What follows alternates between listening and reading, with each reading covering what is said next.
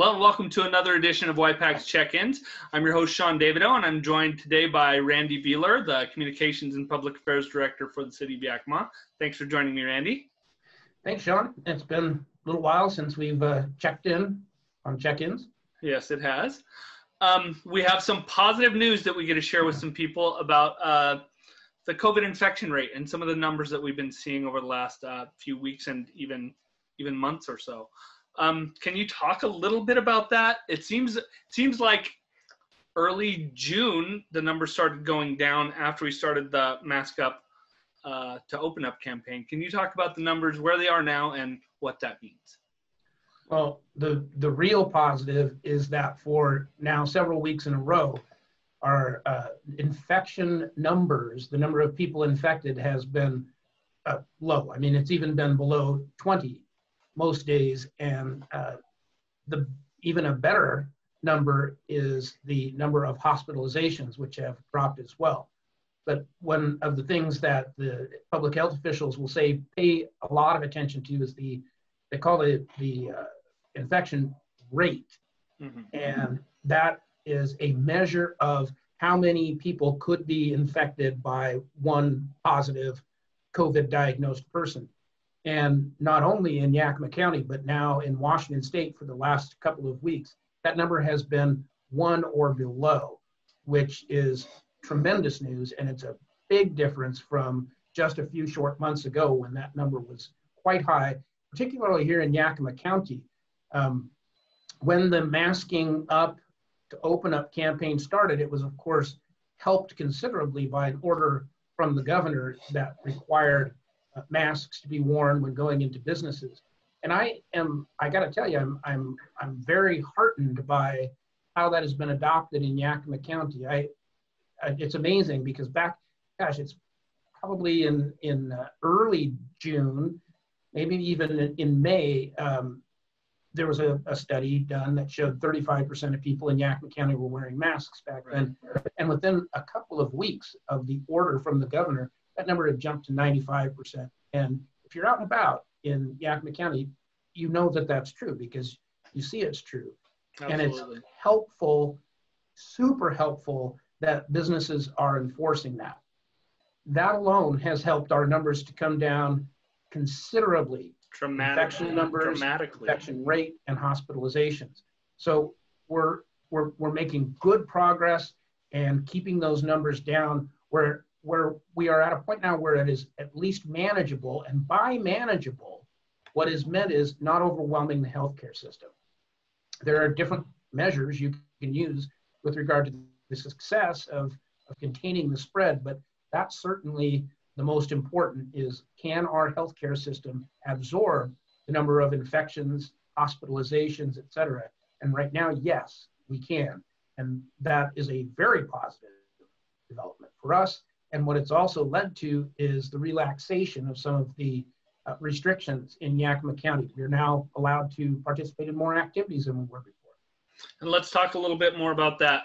Things change regularly. I mean, as of this recording, where are we at today? Can you tell us where we are today and where we go? What phase are we in? That's a question that people ask a lot. Right, and there's a lot of confusion about that. Yakima County is still officially in a modified phase 1. I've even seen signs around town that say, we're now following phase 1.5 guidelines. Some have even said we're following phase 2.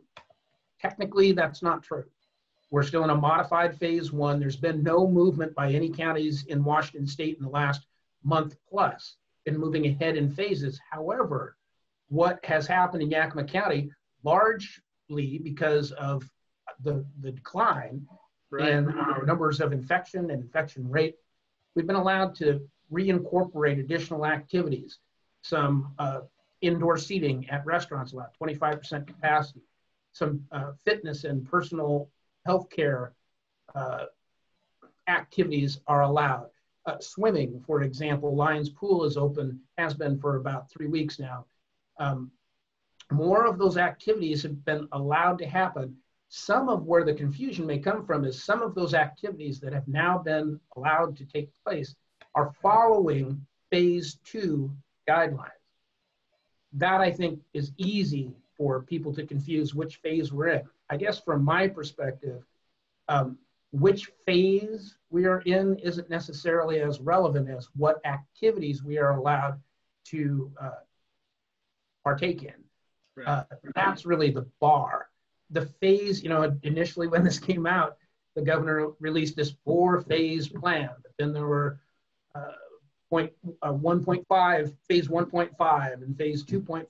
So I think if you kind of set aside which phase we are under, we are following, and pay more attention to what activities we're allowed to partake in, that's the real bar.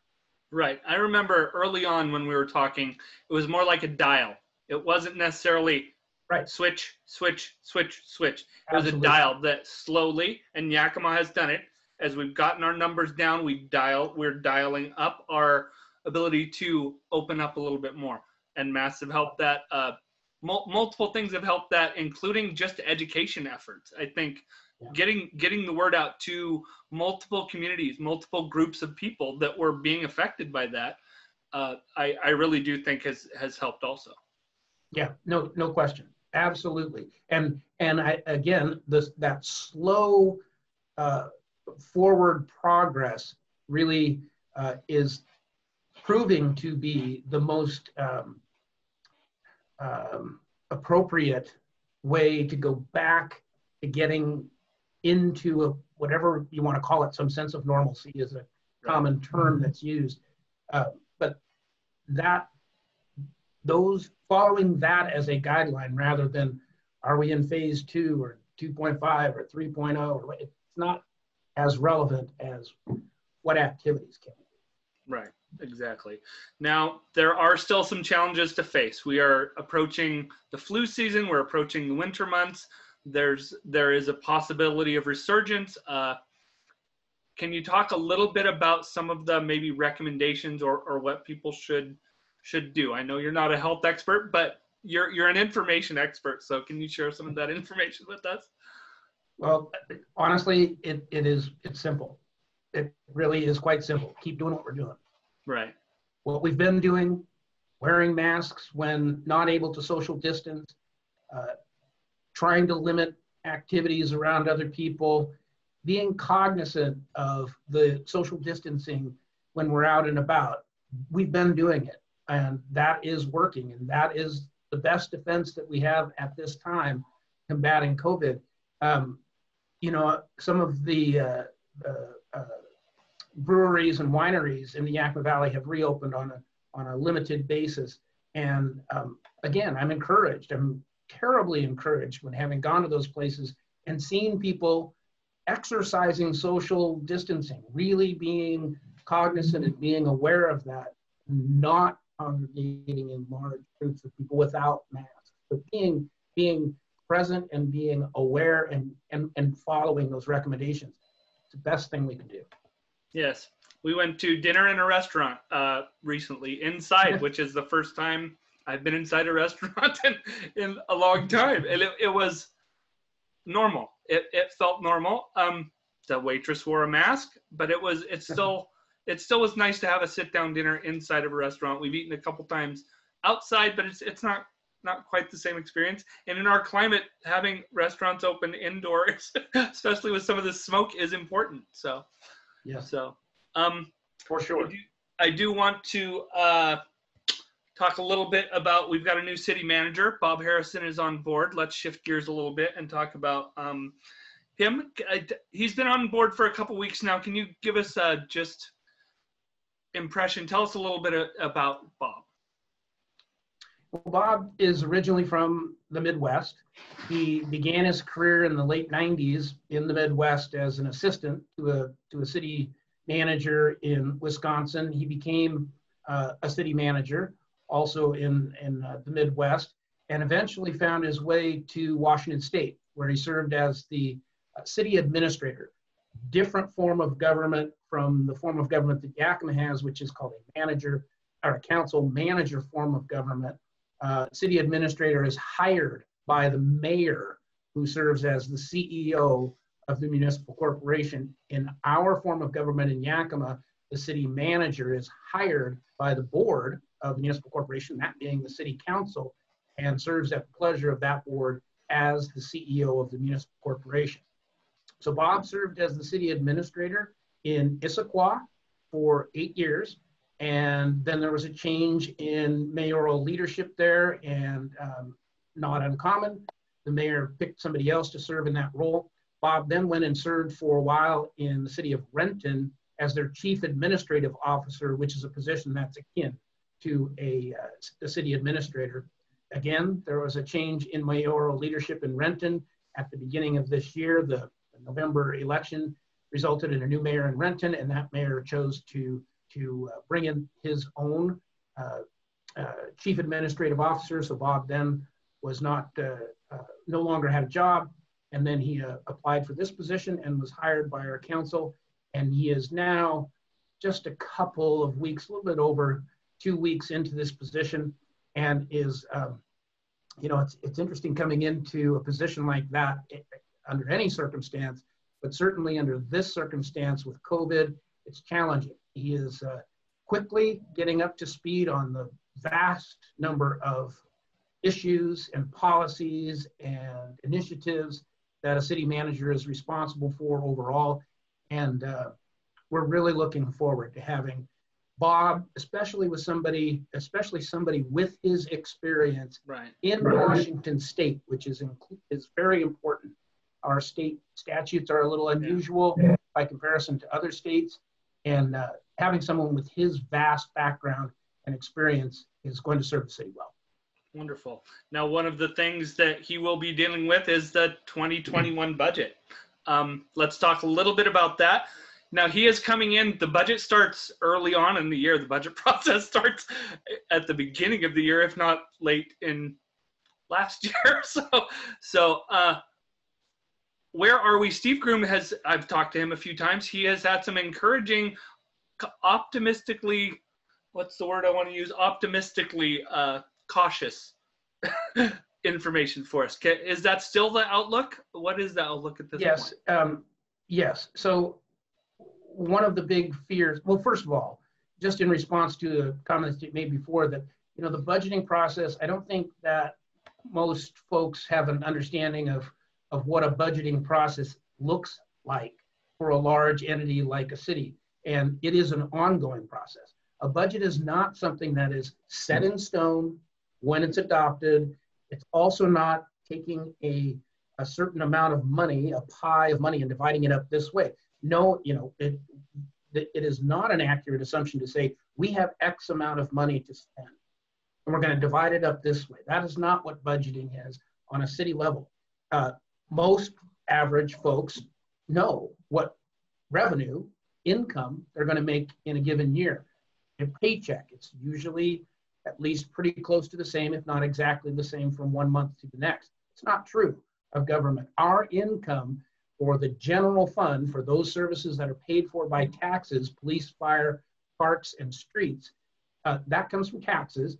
That's the general fund. And we're making an estimate of what our paycheck, what our income will be, and then planning to spend. If we were to get this much money in income, we would spend it this way. However, we may not get that amount of money in income. Our paycheck, if you will, can be, it does vary from month to month. That depends on activity, primarily from primarily from utility tax, which our revenue is based on usage, and sales tax, which is based on consumption. So far, and that can go up and down, obviously. So far during this year, we're okay when it comes to sales tax. We're actually a tiny bit ahead in revenue from 2019. Utility tax is holding relatively steady. Property tax is set. That is an amount, that is a pie. We're going to get this amount of money and it's going to be used this way. But what we're experiencing, obviously, I mean, it's obvious when you say it, we have seen a considerable decline in tourist-related revenue. One of those is called a hotel motel tax. It's a tax that oftentimes is referred to as heads in beds. So people pay a little bit of tax when they come to town and stay in a hotel. Well, obviously, with our convention center having been closed all this time, our hotels are not, the vacancy, rate is not, it's very high. And we rely on that revenue to pay back in specific a bond loan that the city took out to expand the convention center. Moving forward into 2021, there is some concern, legitimate concern about potential decline in sales tax.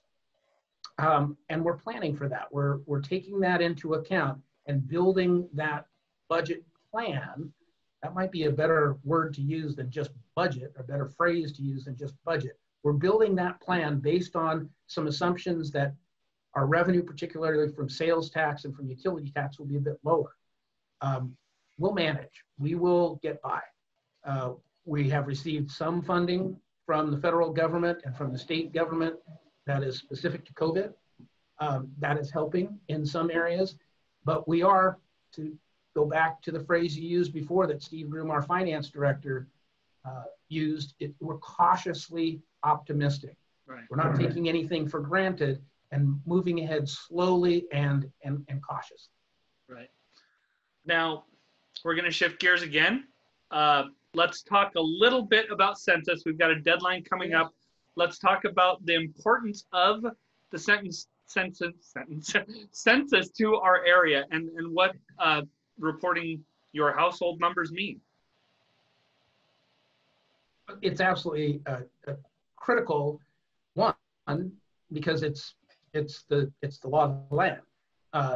But two, accurate counts of how many people live in a certain area is directly correlates to levels of funding that a city government may receive from a local government, city, county, may receive from the state and the federal government.